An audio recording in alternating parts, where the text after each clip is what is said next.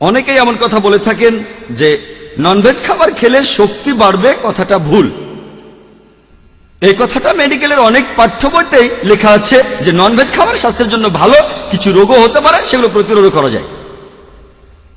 প্রোটিনের ব্যাপারটা নিয়ে পরে বলছি।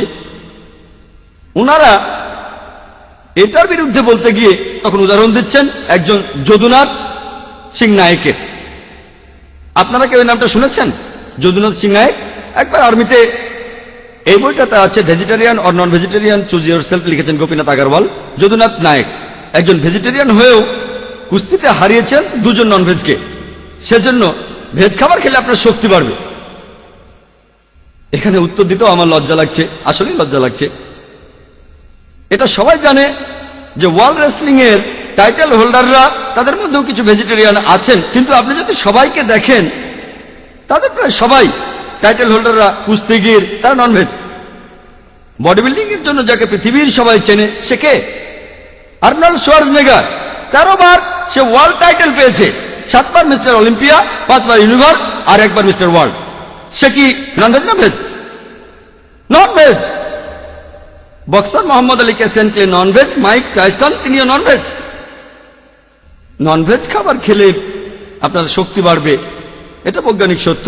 আর এ কারণেই আপনারা দেখবেন কোন লোক যখন সুস্থ হতে থাকে ডাক্তার তাকে বলে ননভেজ খাবার খেতে। ননভেজ খেতেই হবে এমন না, তবে খেলে ভালো ইত্যাদি, এসব নিয়ে পরে বলবো। এই বইতে একটা উদাহরণ আছে একজন কুস্তিগিরের, প্রফেসর রামমূর্তি। আমি আগে নামটাও শুনিনি। এই লোকটাকে বিশ্ববিখ্যাত কুস্তিগির। আপনারা কি কেউ এই কুস্তিগিরের নাম শুনেছেন? প্রফেসর রামমূর্তি? কেউ শুনেননি? বিশ্ববিখ্যাত। এই খবর আপনারা কোত্থেকে পান? বিশ্ববিখ্যাত।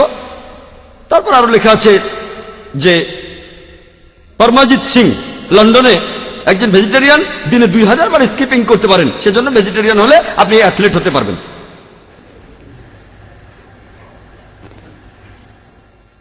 যদি এই যুক্তিকে আপনারা বৈজ্ঞানিক বলেন আমার লজ্জা লাগবে।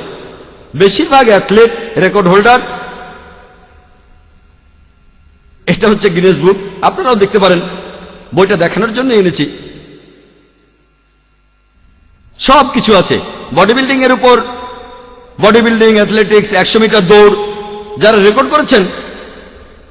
আপনি যদি যে কোনো পাতা উল্টিয়ে যে কোনো একজনকে বাছেন, তার খাদ্য তালিকা 80 থেকে 90% হবে ননভেজ। তবে এটা পাগলামি হয়ে যাবে যদি আমি বলি যে তারা এসব করতে পেরেছে শুধুমাত্র খাবারের জন্য। এটা পাগলামি হয়ে যাবে। কয়েকজনের ক্ষেত্রে হয়তো খাবারটা কারণ, সবার ক্ষেত্রে না।